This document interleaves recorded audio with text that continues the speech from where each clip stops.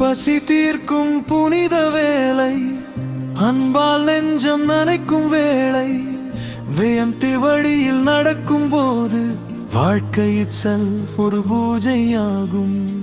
அன்னம் அளிப்போம் அன்புடன் நாம், அதுவே உயர்ந்த தர்மம் தாம். ஒரு புன்னகை போதும் உலகம் மலரும், அந்த நிமிஷம்தான் சொர்க்கம் வரும்.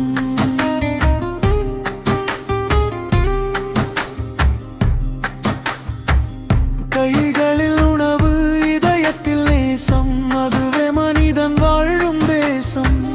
வேந்தி ஒளியில் ஒளிரும் பாதை, நாம் எல்லோரும் ஒன்றே மாதை.